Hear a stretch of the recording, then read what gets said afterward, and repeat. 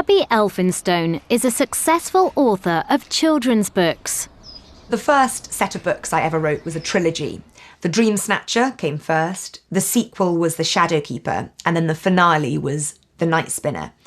After that, I wanted a change of format. I wanted to write a standalone book. So Sky Song exists as a story completely as a whole by itself. Now, though, I'm writing a brand new series called The Unmapped Chronicles, and that I think might be 5 books, which I think might be called a quintet, but I don't know. But we'll see. I've written 2, and I hope to write 3 more. I write adventure books with a little bit of magic. So I straddle 2 genres, adventure and fantasy. My books are quite scary in parts, so readers as young as 7 sometimes read the books but get a little bit scared. So I write a different story with every book, obviously. The plot is different, but the themes, the messages of every single book I write are the same. I believe that values of courage, kindness, hope, and friendship are the cornerstones of what it means to be human.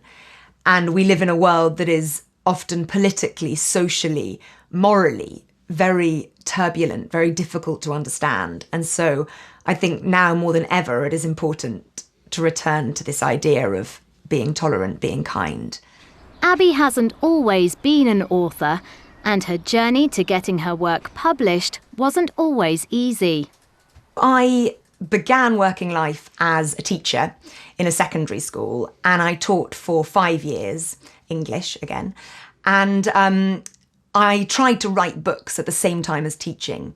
But if anyone has been a teacher, they'll know that there is a lot of marking. It's a very tiring job. So the time I gave myself to write was a tiny bit, 2 hours, 1 hour every night after I'd finished marking. So eventually, on my 4th book, my 97th try with a literary agent, I got an email saying, yes, we love this and we would like to represent you. So it took a long time, but I think inside every person, or maybe it's just some people who face ongoing rejection, there grows a quiet grit, a determination to succeed no matter what. So I just kept holding on to the positive comments and tried to rework them into a book that was going to be perhaps marketable, successful, enjoyable for readers.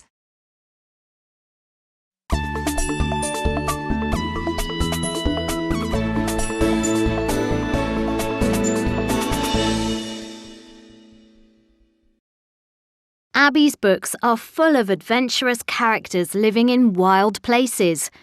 So where does she get the inspiration for her stories? I start every story I write by trying to come up with an idea that nobody else has stumbled across yet. And sometimes I find these ideas walking down the street or strolling in the park, never really at my desk, because that's too pressurized to think of an idea, but it happens more organically if I'm walking and daydreaming. Once I've come up with an idea that I believe in, that takes a long time, I then usually go on an adventure to a far-flung place, because I write about wild settings, to cement the setting, to really grow the fictional world I want to write about. So I've been out to the Arctic to research this book called Sky Song, which is set in a snowy kingdom called Erkenwald. And I went dog sledding, I watched the Northern Lights, the closest thing I've ever seen to watching magic unfurl in our world. And I saw hundreds of orcas, killer whales, feeding on tiny fish called herring under the sea. So those adventures formed the basis of this book. I also like writing about tribes, people who live in the furthest corners of our world that often maybe have a story to tell, but because of where they live, the story isn't told. So for the heroine of Sky Song, a girl called Eska, I went out to Mongolia to live with the Kazakh eagle hunters. I'd seen a photograph by an Israeli photographer, Asher Svidensky, of a girl called Aishulpan. And she was 12 years old when the photo was taken, and she is the only eagle huntress in a tribe full of men and boys. And I thought that was cool, the only girl. So I knew I wanted to meet her to write this book. Abby wrote part of Sky Song while she was in hospital. I spent 4 months in hospital, a third of a year. And during the course of that time, the midwives and the doctors and my friends who came to visit me were so unfailingly kind. And I wanted to write a book, Sky Song, that celebrated this theme of kindness. Abby has an unusual way of planning her stories. So I'm dyslexic, and when I started writing, I was very scared that that would be a problem and that I wouldn't be able to be a successful writer because my ideas often are a bit confused and tangled.